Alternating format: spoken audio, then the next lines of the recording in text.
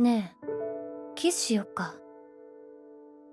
そう言って僕をからかってきた彼女は It's just so goddamn boring. I tried to rewatch the first arc of Bunny Girl Senpai for this video, but I couldn't.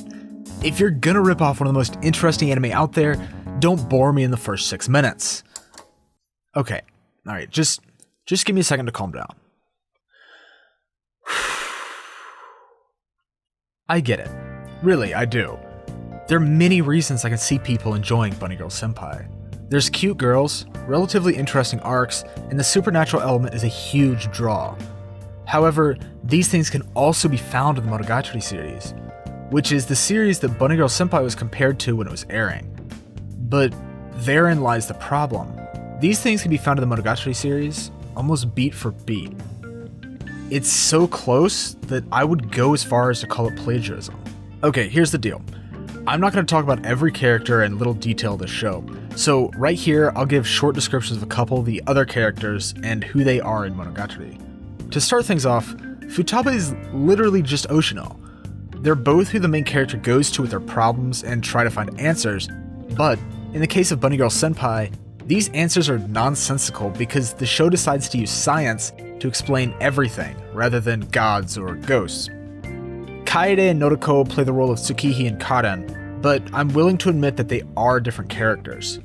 However, the fact that Sakata has two little sister characters is just another clue that points directly back to the Monogatari series. Now, this one truly pains me to say, but Tomoe is Nadako. She is in love with the main character and, spoilers, that love is unrequited, and her aberration, or puberty syndrome, has a direct correlation to her feelings. Before I get into Sakata and Mai, I want to talk a little bit about the puberty syndrome and how it's used in the anime. The first one we're introduced to is Mai's, with a close second being Sakata's. These are used almost identically as in Bakemonogatari. We know very little about Sakata's, but we know that he was the first one the puberty syndrome affected, the same way that Araragi was the first one afflicted by an aberration. Mai's puberty syndrome is one that she hides to herself, similar to Shinjugahara, and only Sakata knows about it, similar to Araragi being the only one to know about Shinjugahara's. The key difference here is that Araragi was threatened to forget about Shinjugahara's affliction, whereas Sakata was told to forget it. On the one hand, you have a highly interesting scene where the main character is being forcibly told to forget everything with a blade and stapler in his mouth, and on the other, you have a basic anime tsundere. Honestly, this is kind of how the rest of Bunny Girl Senpai goes. It takes these extreme characters that Nisio Isin creates from basic tropes and turns them back into their basic tropes. Mai is a tsundere, Kaede is a dere, Noriko is a himedere, Tomoe is a dandere. You get the picture. Simply describing the characters of Bunny Girl Senpai is one of the most boring things, so I'm not going to go any further than that. But I also won't be describing the characters of the Monogatari series because they're endlessly interesting, and if I did that, we could be here all day. One of the character arcs that just makes no sense is Kaede's. In front of the entire school, Sakata confesses his love for Mai by screaming from the field during an exam. The entire school knows that he's done this, and it's one of the things that gives him a better reputation. And Mai agrees to date him because she also likes him. This is also how he fixes her issue the same way that Araragi does, but I won't get into that right now. However, just weeks later, he is now dating Tomoe, and everybody's fine with it. Seeing as this technically happened in an alternate time loop, it would be fine since it had no lasting effects on the characters, right? Wrong. Playing with time is already tricky in itself, but the Groundhog Day effect is probably the easiest way to play with it. At least one would think so. The one key thing to remember is that at the beginning of the show, Sakata was a social outcast because of the hospital incident. Araragi was also a social reject, but it was because that was the kind of character he wanted to be. And the only reason that Tomoe's friends allowed Sakata to date her was because his standing had gone up by confessing his love. Why this would help his social standing, I have no idea. The general premise of this arc isn't really stolen from the Monogatari series, at least as far as I'm aware. The first time that there's time travel involved, Araragi wants to save someone else, and it's a multiple timelines thing rather than a Groundhog Day one. The thing that pounds the final nail in the coffin of Bunny Girl Senpai is the way that the characters interact with each other. But it's also what makes me want to rip open the casket to strangle the dead body and make it double dead. Mai treats Sakata the same way that Senjo Gahara treats Araragi, and Sakata likes it the same way that Araragi does. Well, for the most part, anyway.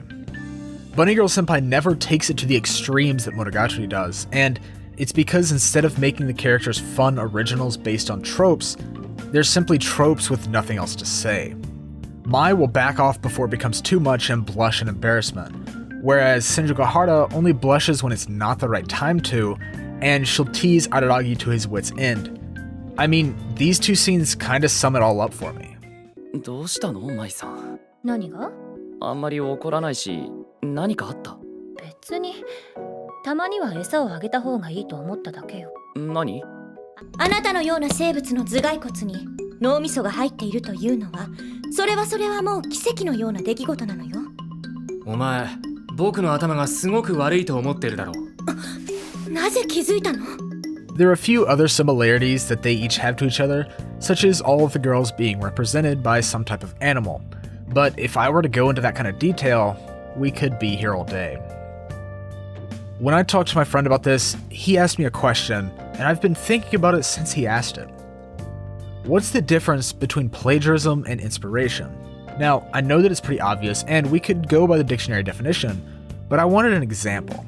Obviously, I can use Bunny Girl Senpai as an example of plagiarism, but on the spot, I couldn't think of anything that would be derivative without also being stolen. But the answer I needed was in front of me all along. It's as simple as Devilman and Evangelion. I don't think anyone would consider Eva to be a ripoff of Devilman, but it was definitely an inspiration. The dark ending of Devilman is very similar to that of Eva, and it inspired many of the anime we have today that end in despair. Not every story needs to be entirely original, and it's almost impossible to create something entirely original. But this doesn't mean you can steal someone else's idea and give it a fresh coat of paint, especially when you're not skilled with a paintbrush. At first, Bunny Girl Senpai just seemed like a version of Monogatari that was given to an average director, and what Monogatari could have been if Nisio Isin was an average author. But I quickly realized that this was much more than that. Well, actually, it was exactly what I believed it to be. I just hadn't yet realized what that meant. Thank you for watching this video. If you want to see me rage about Bunny Girl Senpai some more, you can go check out the podcast I do with my buddy Nick, The Two Dweebs. If you liked this video, be sure to hit the like button, and be sure to subscribe to see more content like this. I've been the Seaweed Ambassador, and I'll see you in the next one. Bye-bye.